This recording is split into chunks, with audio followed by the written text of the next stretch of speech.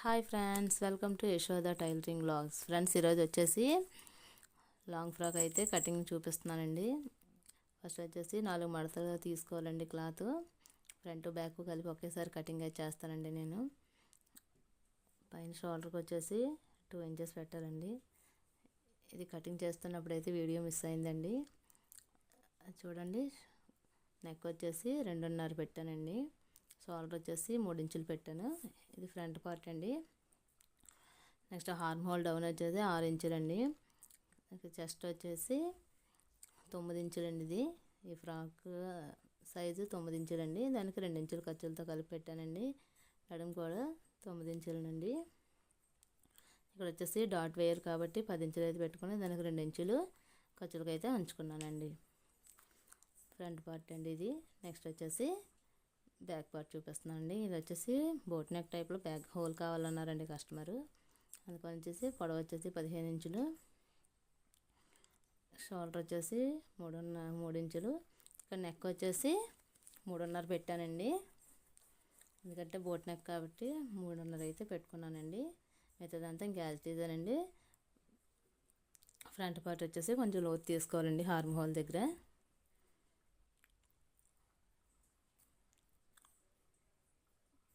అలా అయితే హోల్ పెట్టానండి.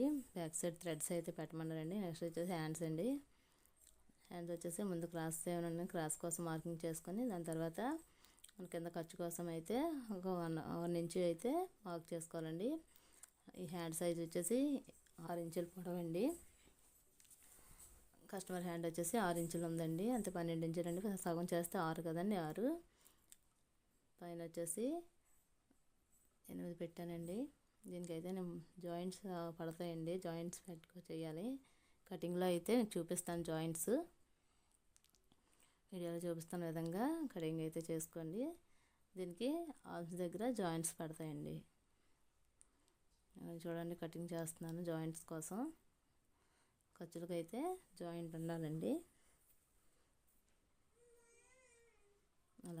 అలా జాయింట్ అయితే వేసుకోవాలండి కటింగ్లో. నెక్స్ట్ వచ్చేసి ఇది హాఫ్ సర్కిల్లో కట్ చేస్తున్నానండి. హాఫ్ సర్కిల్ లెహంగా అంటారు కదండి, ఆ టైప్లో లైనింగ్ అయితే కట్ చేస్తున్నానండి. మన పై పార్ట్ ఉంది కదండి, పై పార్ట్ పైన పెట్టుకొని ఎంత ఉందైతే అంత కదా ఖర్చులు మనం డాట్స్ వేస్తాం కదండి, అవి పోగా అక్కడ పెట్టుకొని నీట్గా అయితే ఇచ్చింది. నాకైతే 12 ఇంచులు వచ్చిందండి. అది రౌండ్గా చేసుకుంటున్నానండి. నెక్స్ట్ కిందకు వచ్చేసి 24 ఇంచెస్ అండి. అది కస్టమర్ కొంచెం షార్ట్గా కావాలన్నారండి, అందుకని 24 ఇంచెస్కి అయితే మార్క్ చేసుకొని లైనింగ్ వచ్చేసి పాలిస్టర్ లైనింగ్ తీసుకున్నానండి. వీడియోలో చూపిస్తున్నాను చూడండి. ఆ విధంగా అయితే మీరు మార్కింగ్ అయితే చేసుకోవాలండి. మొత్తం టోటల్ చుట్టూరు కూడా 24 వచ్చేలాగా మార్క్ చేసుకొని నీట్గా దానికైతే ఒక లైన్ అయితే ఇచ్చేయండి. ఇది పాలిస్టర్ లైనింగ్ అండి. నేనైతే 2 మీటర్స్ తీసుకున్నాను, ఎందుకంటే షార్ట్ కాబట్టి. పన్నా తక్కువ వస్తుంది కాబట్టి కొంచెం లాంగ్గా ఉన్న 3 మీటర్స్ అయితే ప్రిఫర్ చేయండి. పాలిస్టర్ లైనింగ్ సరిపోద్ది. ఫ్రాక్ అయితే షార్టే కనుక నేనైతే 2 మీటర్స్ అయితే తీసుకున్నానండి. 2 మీటర్స్ అయితే నాకు సరిపోయింది. చిన్న అతుకులు అయితే పడ్డాయండి, అక్కడ అతుకులు అయితే వేయాలి. వీడియోలో చూపిస్తున్నాను చూడండి. ఆ విధంగా అయితే పెట్టుకొని నీట్గా కటింగ్ అయితే చేసుకోండి. నీట్గా సర్దుకొని కటింగ్ చేసుకుంటే ఫ్రాక్ అనేది ఫినిషింగ్ బాగుంటుందండి. చూడండి, పీస్ వేసిన తర్వాత అయితే ఎంత నీట్గా కనిపిస్తుందో. ఇక పైన వచ్చేసి మనం నడానికి అటాచ్ చేయడానికి అయితే మార్క్ చేసుకున్నాం కదా, అది కూడా నీట్గా కట్ చేసుకోండి.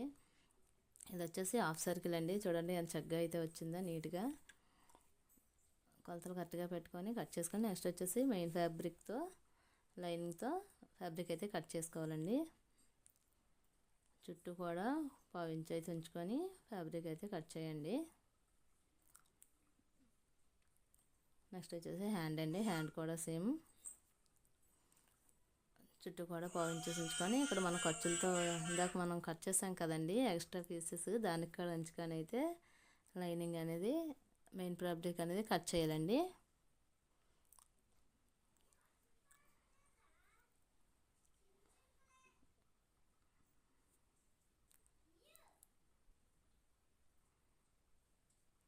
నెక్స్ట్ వచ్చేసి పైన మన మెయిన్ ఫ్యాబ్రిక్ వచ్చేసి కటింగ్ అండి.